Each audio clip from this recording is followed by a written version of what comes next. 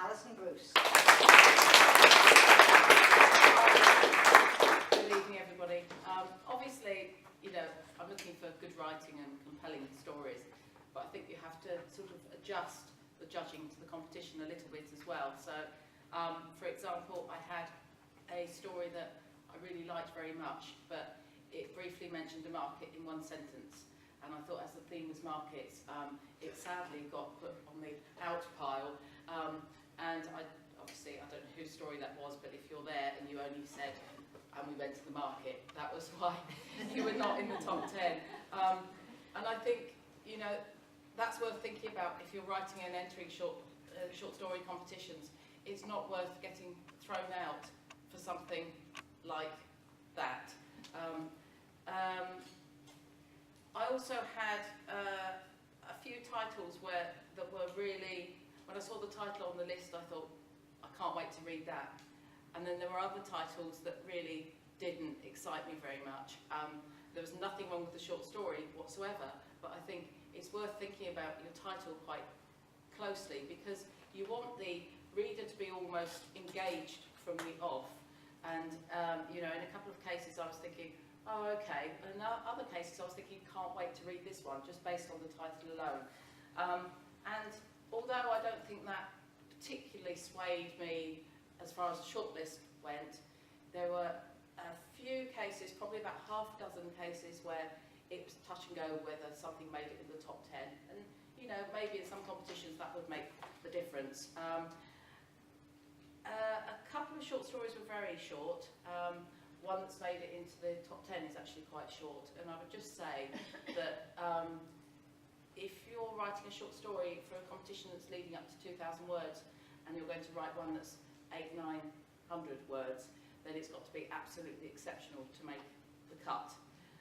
So, if it's a short story competition with a word limit of 2,000, you should be kind of 1,800 to 2,000. And apart from that, I really like a good opening. And if you have a really mediocre opening, you kind of set off on the wrong foot for reading it. Mostly a good opening indicates a good story. A bad opening very rarely indicates a good story, so what's your opening? So those were kind of the things I was looking at. I think there were probably 14 short stories that I could have made into the top 10. And then I had that tricky decision at the end, which ones to keep in and which ones. And I really tried to make a balance of stories and make sure the theme of the market and the different ways of looking at the market was quite strong. But overall, I think there was 81 were there entries? That's all numbers. 81.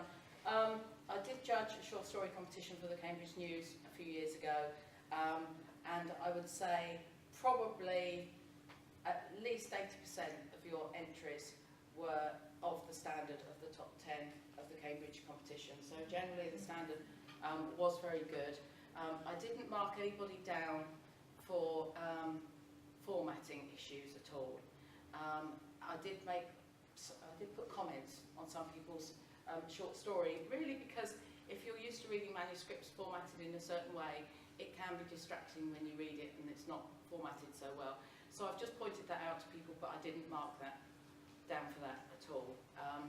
And I guess, and the other thing I did, actually, I read them all through and I gave them a rough mark. So I kind of quickly knew who was near the top of the table and who was not near the top of the table. And then I went away and I slept on it. And the sleeping on it bit was really important, because when I woke up the next day, the ones that were really clear in my mind's eye were the ones that ultimately got pushed a bit further up, and it helped me separate them out. So I think when you write, it's really important to think how certain images are going to stick in the reader's mind, and that was one of the key things that influenced me in the end. So sleeping on it was one of my top tips. So yeah, that's how I did it.